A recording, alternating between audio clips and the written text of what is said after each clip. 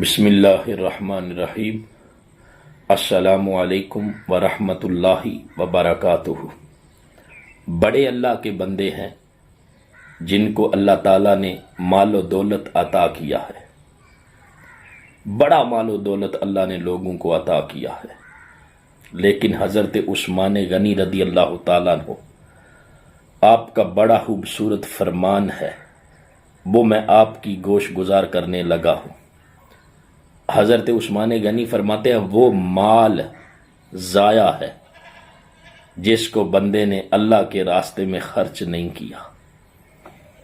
مال و دولت اللہ نے دیا ہے، مال کی فراوانی، مال و دولت کی وسعت اللہ نے دی ہے، تو بندے کو چاہیے نا جس اللہ نے مال دیا ہے اس مال کو اللہ کے راستے میں خرچ بھی کرے۔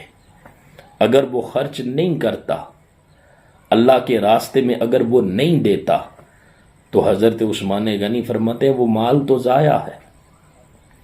اگر اس مال کو بچانا چاہتا ہے، اگر اس مال کی حفاظت چاہتا ہے، اگر اس مال سے مستفید ہونا چاہتا ہے، اگر اس مال کو صحیح انداز میں بروئے کار لانا چاہتا ہے، تو اس مال میں سے کچھ اللہ کے راستے میں بھی خرچ کرے، اللہ کے لیے، اللہ کی رضا کے لیے اللہ کے راستے میں دے۔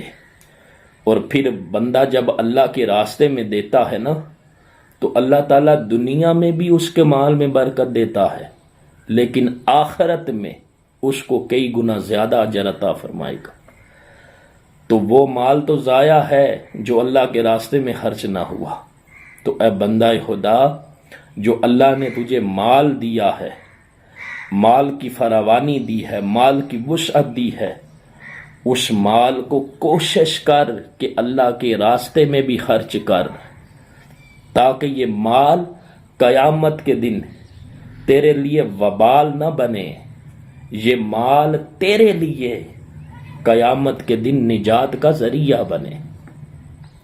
یہ مال ہے نا جس کے بارے میں فرمایا کہ فتنہ ہے، اگر تم مال کو فتنے سے، آزمائش سے بچانا چاہتا ہے تو اس مال کو اللہ کے راستے میں بھی خرچ کر، اس مال کو ضائع ہونے سے بچا، اس مال کو فضولیات میں لگانے سے بچا۔ اس مال کو لگانا ہے جو اللہ نے دیا ہے۔ لوگ کروڑ پتی، ارب پتی ہیں، لیکن اللہ کے راستے میں دیتے ہوئے انہیں تکلیف ہوتی ہے۔ تو دوستان محترم، ہمیں غور کرنا چاہیے کہ ہم اپنا مال و دولت اللہ کے راستے میں خرچ کریں، تاکہ یہ مال کل قیامت کے دن ہمارے لیے نجات کا ذریعہ بن جائے۔ اللہ تعالی ہم سب کو مال و دولت کی آزمائش سے اور فتنے سے بچائے۔ آمین بجاہ النبی الامین۔